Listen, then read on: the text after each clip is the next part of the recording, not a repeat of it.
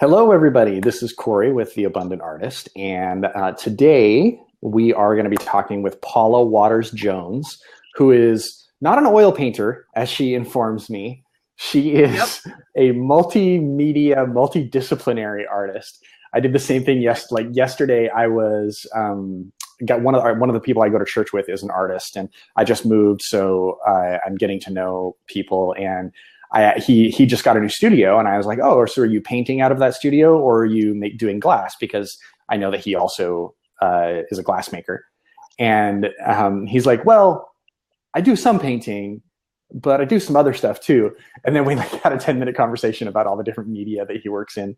And I love that. I love that about the artists that we work with, you and everybody else. Like, it's not about the canvas or the oil. It's about the vision and the thing that you bring to life, and the media is just the medium that you use. Yeah.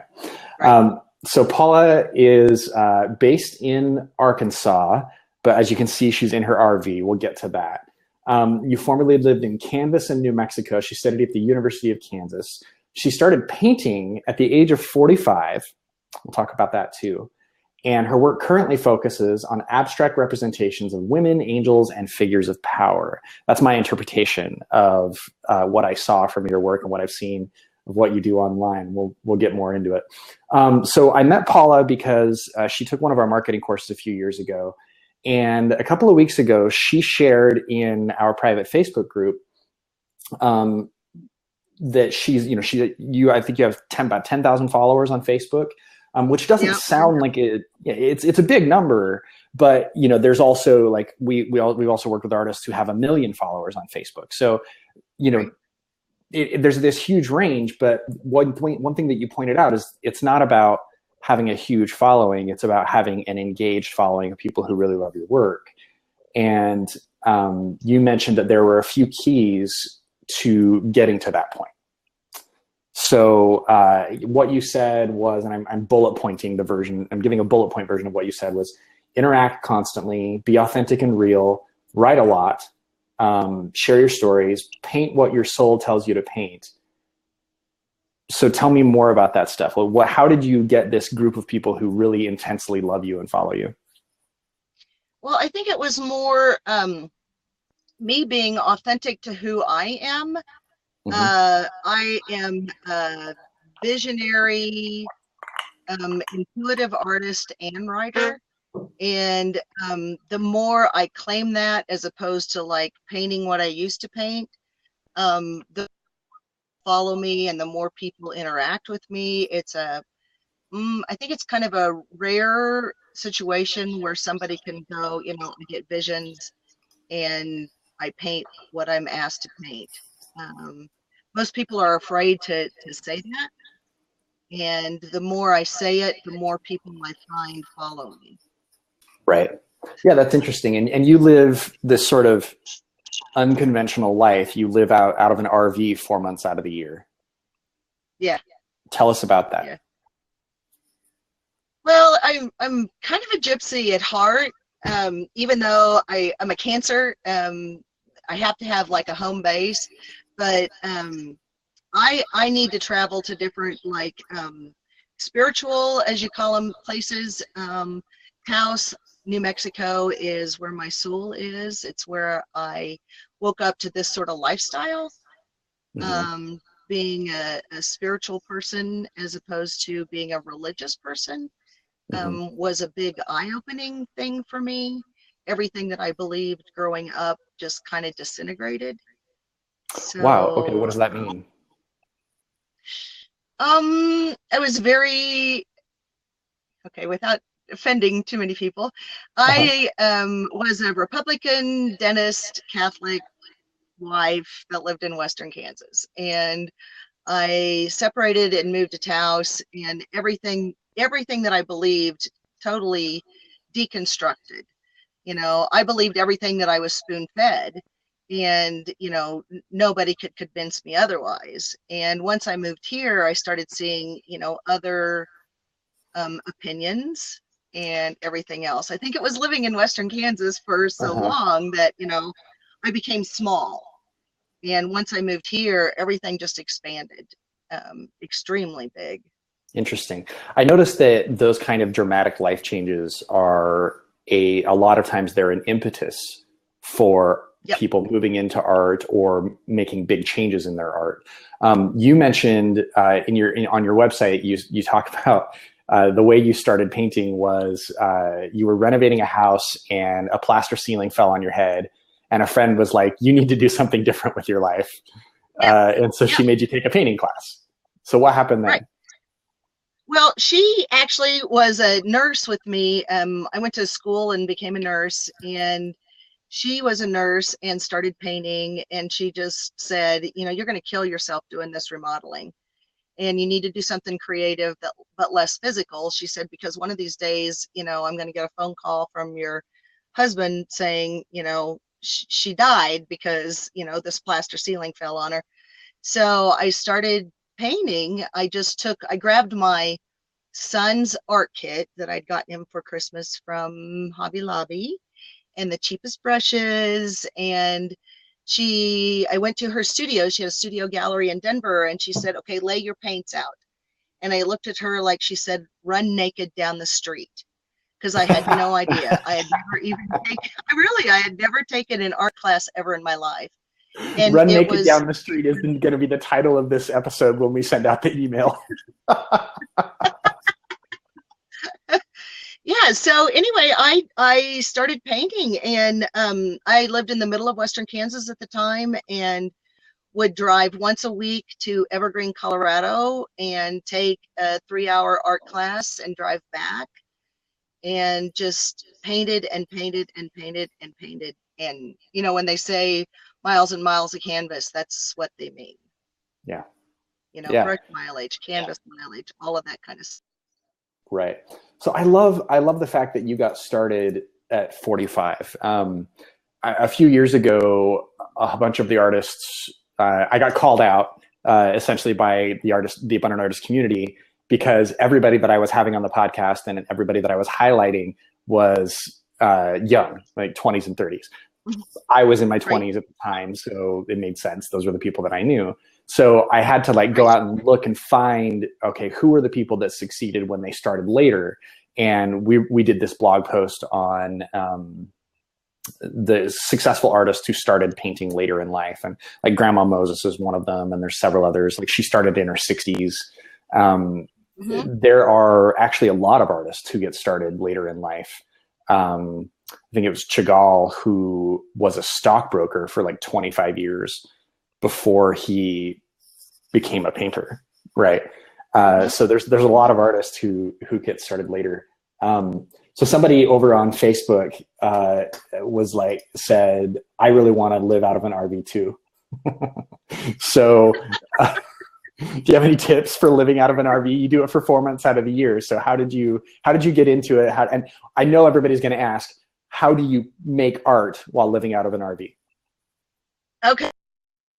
Show everybody how I set up. Okay. So that they kind of know. This is, I don't know if you can see. Yeah, you can. You can see where I paint. I paint, you know, where I eat. And then up above here is where I keep all of my supplies. And of course, underneath and everywhere else, I just keep it all together. And obviously don't paint large while I'm here. I paint small. And a lot of times what I'm doing are studies for, you know, larger works for when I get back to my studio. It's perfect. I mean, most of the RV places that I stay at are very accommodating for, you know, I'll set up outside and paint outside occasionally. But yeah, yeah, it's an incredible life. What model of RV do you live in? I have an RPod 177. RPod, it's 17 foot.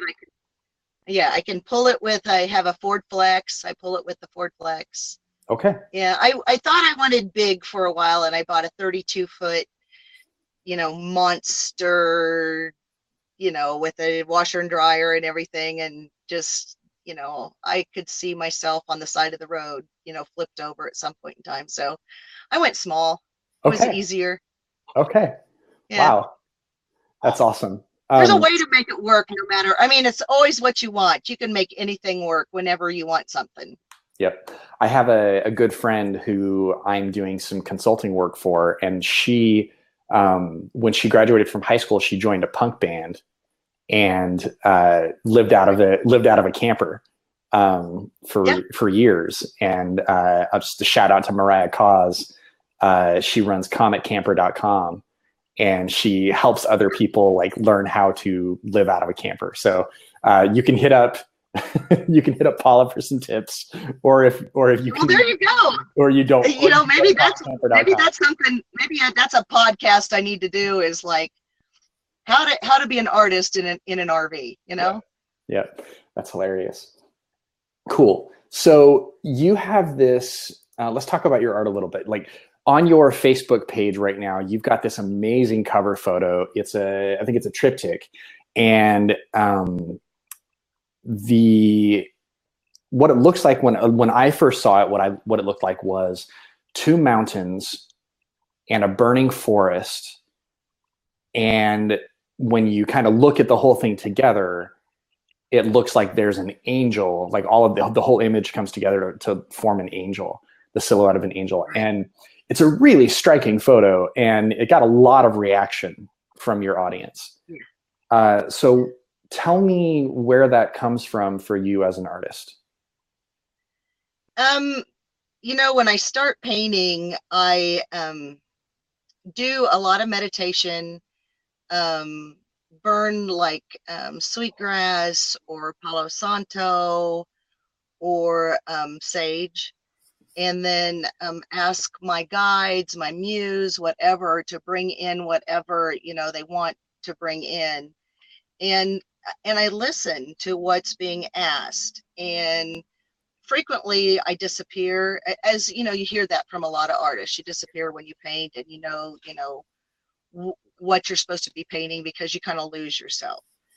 And I'm really strong on empowering women.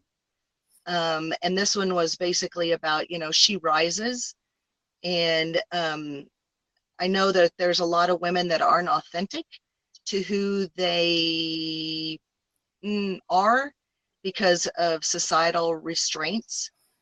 And so one thing that I do is allow women to be, authentic, because I do a lot of writing with all of my art. The messages that come in are just as powerful as the paintings are. Mm-hmm. So that's how they come. I used to feel, okay, I have to clarify, I used to feel crazy when I said this kind of stuff, but I don't anymore. And so, my numbers are going up even more the more that I, don't add I feel crazy to, my rhetoric. Interesting. So tell me more about that. When you I'm assuming you mean your Facebook numbers and your sales numbers. Right. Mm-hmm. Yeah, my Facebook and my sales numbers. So do you think when you say things like, I feel crazy for saying this or whatever, does that sort of undercut the message? Undercut the message. Yeah. I know that this is what I'm supposed to be doing, because of the response and the reaction and the behind the scenes messages that I get from other people who say, I feel the same way that you feel, or I get the same messages that you get. And now, you allow me to put into words what it was I used to say. Does that make sense? Am I making sense? Well, I'm not sure I understand that last part. You put into words what they used to say? Okay. So when I say something, people will say, I think this, and I was afraid to say it until I heard you say it. Now I can say it. You give me strength, you give me courage to be able to, come out and say what I think is real. Oh, that's really powerful. Because we're all so different. We all believe in so many different things. Mm-hmm. So coming from Western Kansas and sort of that background and that life, yeah. And what you're talking about now, I think is pretty far from that life. Pretty far? Yeah, I think so. So yeah. How did you navigate that change to allow yourself to make the art that you want to make? What was that process like for you? It was a long process. It was difficult. I started out painting cows, landscapes, cows, and all that kind of stuff, and was in several galleries that only liked that sort of style and insisted that that's what I do. I knew it wasn't authentic to the way I was growing and the way I was changing, and did an experiment about a year and a half ago and painted a bunch of cows because I had galleries asking for cows and they didn't sell, which told me that I was painting what I was supposed to be painting, which were the visions, which were the messages that came with the visions and all that kind of stuff. Because even though, the cows had sold in the past, they weren't anymore. Mm-hmm. So, and it's just been a process. It's just been a growth. It's been a shedding of the old and believing in the new. And the more authentic I am to what I'm, who I am, the more art I sell. I just do. People relate to the messages. Tell me. So walk me through. I want to make sure I understand sort of your timeline.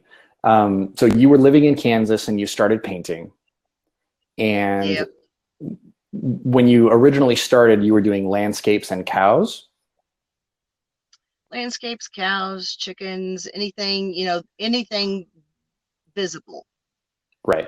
Something that you could see. I would paint something that you could see. And then I started painting the intangible. Right. Yeah. And so I imagine this is just, I'm going to say this, but I imagine that there's a reason that cows and chickens and landscapes sell well in Kansas. Yes. Yeah. there is a reason why landscapes and cows and chickens sell well in Kansas. Yeah. And I think I don't know a lot about Kansas, but there's probably a lot of farms. Yeah, there are. And I did sell very, very, very well. Until I didn't. And I recognized, that I had to be authentic to who I was, mm-hmm. and paint from my integrity and be true to who I am. So when those sales, that's one of the things that I did. What's that? When those sales dropped off, had you already started exploring exploring the less tangible stuff, or did it drop off and then you started exploring other things? No, I started painting, the intangible things, the visions and the messages, and then the sales just started dropping off because I knew that this was what I was supposed to be doing. Interesting. And had you made any other changes? Like when you were selling through galleries, right? Selling through galleries, mostly, mm-hmm. Yeah. I have one great gallery in Chicago that puts my messages up with my art, and she sells like crazy. Sells like crazy. Interesting. I'm very fortunate. Okay, I want to come back to the messages being displayed with your work. I want to come back to that in a second. But the reason I'm walking through your timeline so specifically is I think that there are a lot of artists who are watching this who are struggling themselves with trying to make a transition to making art that is more reflective of who they are. In my work, I've come across artists in this situation many times. And I wrote about this in my book last year. There was an artist that I worked with. She was young. She was, probably 24, had recently finished college, and she was too afraid to make the art that she wanted to make because her family was telling her that she needed to be doing art that was essentially safe. She was what she had done in art school was a lot of cats and dogs and puppies and plants and sort of what was relatively boring sketches and paintings. And we're looking at her website, and I go like 3 pages deep on her website, and there's this. It's a flower, but it was like crazy colorful and a lot more intense than everything else on her website. And I said, what is this? why is this so different from everything else? And she's like, well, that's what I really want to be doing. And I was like, well, why aren't you doing that? And she's like, my family. Why aren't you doing it? Yeah, yeah. And she said, my family doesn't want me to, doesn't think I should. And by her family, she meant her parents. And I said, okay, well, we talked about it for a while. And I said, and we sort of came to the conclusion that she needs to be doing this other work because she wasn't really selling anyway. So why not try this other stuff? And she cried about it for a while, but then she went and did it. And then it blossomed her art career. Like her sales took off because she was putting herself and her true work out there. And I find that super fascinating. So that's why I'm trying to break down your timeline, because I think that other artists will recognize themselves in your story and what you're talking about. Yeah. So go ahead. I had a really, really good, sorry, I'll interrupt you. I had a really, really good artist who's very well known from here in Taos, friend me early on in my career and say to me, do not let the galleries pigeonhole you.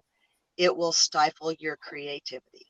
Mm-hmm. And he told me that when I first started, and we're still really good friends. And he'll go, so what are you painting now? Oh my God, I love what you're doing. And he's still painting the same stuff, mm-hmm. Because he allowed himself to become pigeonholed. Interesting. So, yeah. Interesting. I mean, his sell for like $15,000, $20,000, $30,000, a piece, but he feels stifled as an artist. Mm-hmm. Yeah, and that definitely happens. Like I know I've talked to other artists who are doing really well, who've told me that they wish that they had more time to explore and go different directions, but they've got 6 months of commission back orders. So, right. Okay, so you started exploring this other area, this thing that you felt called to make, and then your existing sales sort of fell off. And your interpretation of that was that maybe the work that was similar to what you had been doing maybe was being informed by elements of what you were then exploring, and so people were maybe not connecting with it as well as they did the old stuff. So your old collectors weren't into the new stuff, and you hadn't built up a new audience yet. Right. Mm-hmm. Totally. Okay. Yeah. So, and once I think it was once I started recognizing that this was what I was supposed to be doing and becoming more confident, that's probably the direction you were going to go with your question, isn't it? mm-hmm. Once I started being more authentic and accepting who I was, that's when my art started selling. The new stuff started selling more. Interesting. So when, and was that still through galleries, or was that all through your Facebook page and directly? Both. Mm-hmm. Both. Okay. Yeah, I sold for both. So tell me about this gallery that posts your images. So for those of you who want to check out Paula's website, we'll post a link in the comments later to her website. But she's a great writer, some really nice blog posts, which we'll talk about. But this gallery that shows your writing and your messages next to your art. Most galleries don't do that. So why did they decide to do that? She's very non-traditional. Mm-hmm. She has a very upscale boutique in Chicago. She sells a wide variety of stuff. Her upper floor is all gallery. She recognized me as like a kindred spirit and loved the messages. She said she stalked me for almost a year before she asked me to be in the gallery, just to make sure that I was consistent. And then, realized, that my messages were as important as the art. And she said frequently that's what sells the art, are the messages that come with it. Yeah, that's super interesting, is the fact that she stalked you and followed you. She had a genuine interest in you and your work, right? Right. Yeah. I was on Facebook early this morning out for a walk, and I saw a local gallery here in Portland the ad that they had on Facebook said something like, "We have work from 215 new artists." And my immediate thought was, I bet that's really good for the gallery. Yeah. Because I bet they sell like one piece from each artist, and the artists themselves, and they don't know anything about those artists. Right. Exactly. Because you can't. There's no way you can know that level of detail about 200 something artists. Yeah. So that's super interesting that she would be that interested in what you do, and I think that's pretty rare. Yeah, it is, and I feel very blessed. Yeah, I feel very blessed. So, okay, so you started selling through this gallery and some others, and selling your own on Facebook. What does that look like? What do Facebook sales look like for you? How does that happen? Normally it's, within the first, probably half an hour after I post, I'll have somebody, message me, I've got to have this. I've got to have this. The message, the painting, everything speaks to me. I've got to have it. And, 90% of the time it sells if there's that much interest. Interesting. So yeah, it's a piece of cake. And sort of at a tactical level, do you boost the posts? Like, do you pay to promote them, or is it all just organic followers? Sometimes I boost, just depends, I still don't know exactly, timing to post stuff to get the most followers.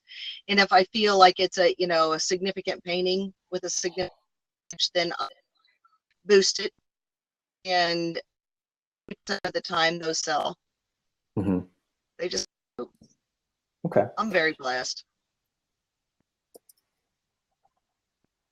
Say that last, you cut out a little bit. Say that last part again. I just feel very blessed, with all, it just happened organically. God, this is my message. This is my message. I've got to have this painting. Yeah. So this is interesting. Over in the comments, Rochelle Valeri says, "Paula, your message of doing your own real thing resonates with me.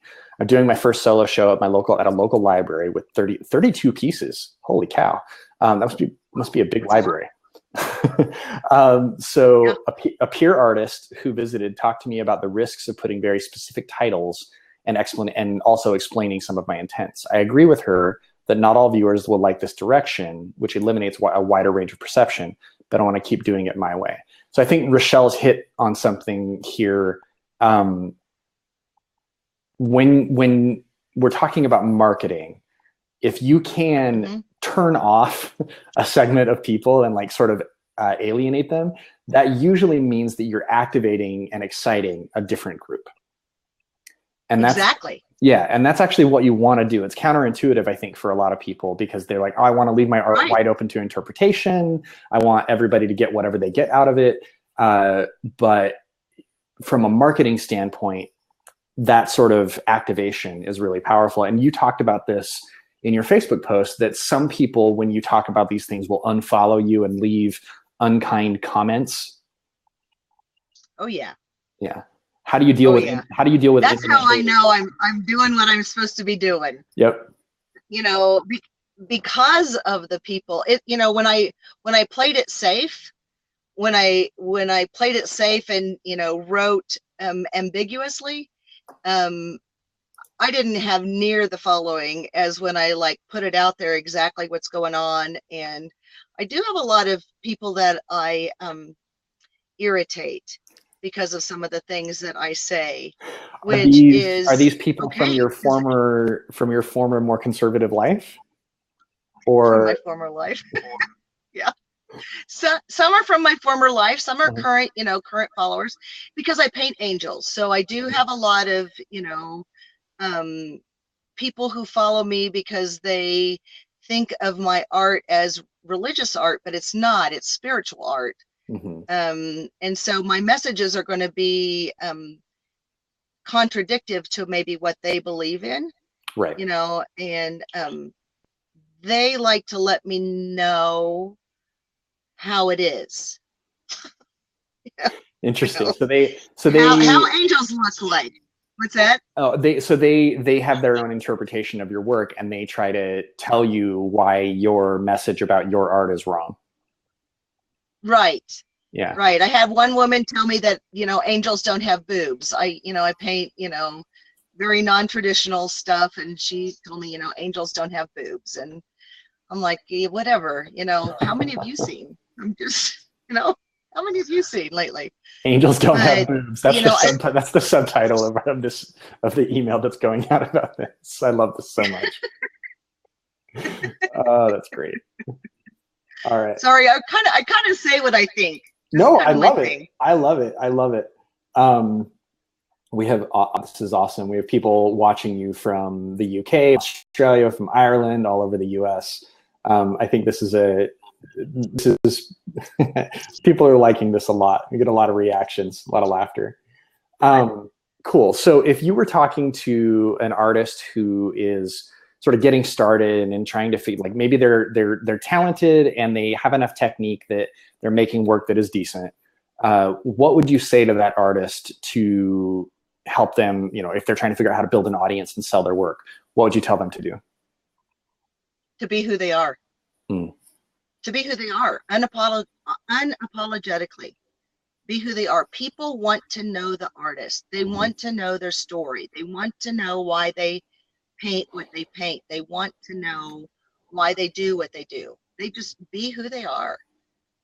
I think that that's the most important thing, because, we're taught to fit into this little, inside the box. We're taught that. And people don't necessarily like that, and they rely on us as artists to be outside the box, to live that life that maybe they want but they can't have. That makes sense. Yeah, interesting. And that all goes, yeah, and this tradition of artists being the spokesperson for the unseen, or the spokesperson for controversial ideas, this goes back all the way to, in Western culture, it goes back all the way to the Greeks, right? My wife and I were talking last night. So we were both theater majors, and like, if you're a theater major, you get Greek history like 4 times, because you you get it in high, like you get it in high school. You get like in the overview, and then you get it in theater history, and then you get it like in a literature class, right? And so you get Greek theater history over and over and over again. And so you hear all about how the Greek actors were actually priests, and they were there to invoke Dionysus and to let people know about to invoke these unseen things that happen, and speak them on stage so that you could have a cathartic experience. And I think all good art has that functionality. Yeah.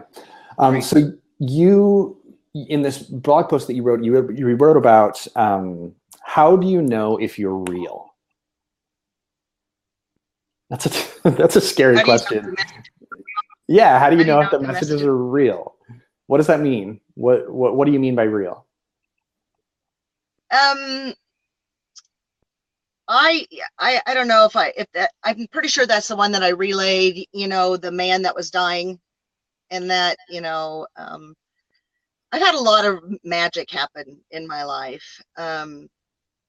And I was I was dating a shaman, and we were at the hospital, and the man was dying, and everybody there was encouraging him. He was doing, the death breathing and all that kind of stuff, and everybody was encouraging him to, to go ahead and cross over. And all of a sudden I felt this presence next to me, and he goes, "Hey," and I was like, what? It was definite that he was there. And he said, "Will you do me a favor?" And it's like, what do you say to a spirit being that's like, next to you? No, I'm not going to do you a favor. Heck, get back to what you're doing, right now. But he said, "Will you let them know that I'm going to do this on my own time?" And I said, "Sure." Well, I didn't immediately, because I was in a room full of people that I didn't know, and I was relatively new to like a spiritual path. And he came back and he goes, "You promised." I was like, "Oh, okay, I'll do this." So he showed me a crane with like a 56 GMC green Ford hanging from it, with an American flag hanging from that. And I told everybody, and he died that night. And I told the man, that I was dating, what he showed me. And we drove into the funeral, and there was a fire truck with its ladder extended with an American flag hanging from it, with that very pickup parked below it. So that's how I knew the messages were real. And there's a certain feeling that comes with that. It's a gut reaction. It's not here. It's not in your head. It's like a gut reaction. It's just a knowing that, these messages are real. And frequently what happens is, when I paint something and I write the message, something will happen. I'll get like an email from somebody that states the same thing that I stated. Or somebody will, something on TV will, it'll be serendipitous. And so that's how I know. Nice. So, and I used to think I was crazy, but I don't think you're crazy. I think there's a lot of things in this world that we don't understand. So thank you for sharing. I think there's a lot of, right. Yeah. I agree. Yeah. And, for somebody who's religious to say to me, angels don't have boobs, it's like, well, really, where's that written? Where's that rule?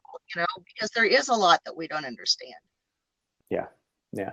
So if somebody's having a hard time being themselves, like let's say you're an artist who, is early in their career and they're like, I don't know if I should say this.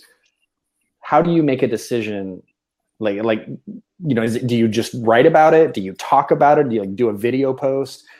You write. So what if an artist doesn't feel comfortable writing? How do they be themselves on the internet? If they don't write, chances are good they're going to feel just as uncomfortable talking about it. So they're, video is probably going to be out too.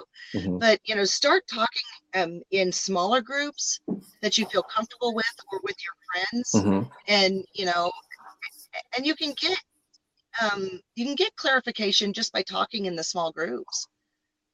Yeah. I think that, for me, it was just about, accepting who I was, and, doing a lot of work around that, a lot of inner work around that. Yeah. So Matt VG, this is what prompted my question. Matt VG says, I've been struggling with, I've done art so much for others, and my parents poo-pooed my art early on. I no longer know how to be true to myself. How do you discover what your true self is? So when you went from, Western Kansas conservative lifestyle to whatever it is that you do now, did you feel like you were uncovering your true self, or did you feel like you were changing? I felt like I was finally uncovering my true self. Mm. I felt like it was a part of me that was always hidden away. I've done a lot of shamanic journeying, which has helped me get to, who I am now. Mm-hmm. I do a lot of ceremony. Mm-hmm. So, I've realized that all along that I've been there, mm-hmm. but just was unaware that this was who I am. And I always know when I get to that, I'm here sort of thing, because it's a feeling. It's that feeling that I keep talking about, that gut reaction. Mm-hmm. And when you say shamanic work, is there a particular tradition that you follow, or is it just a particular person? I do Peruvian mm-hmm. shamanic journeying, ayahuasca mm-hmm. journeys, which is pretty powerful. Mm-hmm. And that really broke it open for me when I had a journey one night, and the angels came to me and said the messages are just as important as the paintings. Mm-hmm. And it's going to scare the crap out of you, but you need to do it. Yeah. So that was a big breakthrough for me. Yeah, that's interesting. I've talked to a lot of artists about how they came to whatever it was that they came to, and some of it has been similar, shamanic work, or it might have been religious work, it might have been therapy. I talked to some artists. It's literally just an idea that they're so obsessed with that they have to make art about it, right? You look at Damien Hirst, like all of his work is about death, right? Like there's dead and rotting bodies in all of his work. Not all of it, but a lot of it. Right. So there's obviously something going on there. Like he obviously thinks about death and decay a lot. And I think... And it may be that... Go ahead. Yeah, it may be that he's thinking about his, the death of a part of him and another part coming forward. I don't know. You never know what's going on in an artist's mind. Yeah. So Matt, I would say if you don't know how to be true to yourself, that's okay. Like it's okay. And I think Paula gave some really good advice on, there's work to be done in small groups, whether it's one person you trust or a small group that you trust. But I think there's also, what are the things that you think about all the time, even when you're not painting or making art, or what are the things that, like, if you start talking about something and that all of your friends are going to go, oh, not this again, that is another indicator that it's something that that is probably a good thing for you to make art about. Right. Or use as a starting place and a starting point of inspiration. Right. Yeah. I mean, if you're obsessed with something, man, start painting it. You love boats, and that's the one thing that you do, in your free time is you're out on a boat. God, start painting boats. Yeah, absolutely. I find it absolutely fascinating to see how artists' personal interests intersect with what they make art about. Right. I'm super into Lady Gaga. I think that she is so interesting because she's really into art, right? She actually knows a lot about art history and stuff like that. So you see that come out in her stage shows and her costumes and things like that. Like she's directly drawing a line from different periods of art history and different art statements in her work. And then she also thinks a lot about fame, right? Like she named her album Fame Monster because she thinks a lot about being famous. And then she threw it all away after she kind of worked out whatever that was. Then she like went off and did a standards album with Tony Bennett or whatever his name is. Like, I love seeing artists pursue these things that they're obsessed with. Right. Yeah. Right. Cool. And it doesn't make her less popular. It makes her more popular. Yeah. Yeah. Awesome. Yeah. Well, Paula, thank you so much. As we sort of wrap up here, do you have any other words of advice for artists who would maybe like to do what you're doing? Just it's uncomfortable becoming who you are. It's uncomfortable shedding that person that everybody else thinks that you are. But just be true to who you are. I mean, honest to God. I can't tell you the amount of people that have asked me, my husband tells me to paint landscapes because they're selling. It's like, yeah, but do you want to paint landscapes? Do they move you? It's like, no. Well, then why the hell do you want to do something that, you don't like doing? Yeah. So just be true to who you are. Yeah. Life's too short to sit at a job you hate, and it's too short to make art about things you don't care about. Exactly. Yeah. Exactly. All right, Paula, if people wanted to follow up with you and find out more about your work and maybe see your art, where should they find you at? Well, my website is paulajonesart.com. Facebook is Paula Jones Fine Art, I think. I'm not sure. Something like that. you know, I'm on Twitter, I'm on Instagram, I'm on Pinterest, Mm-hmm. but you know, my website is really the best way to get a hold of me. Great. It's pretty good. Cool. Well, thanks again so much. And this recording will go up on Facebook, or is on Facebook, and then the podcast will go out here in a couple weeks. Thank you. Thanks so much, everybody. Bye. Bye-bye.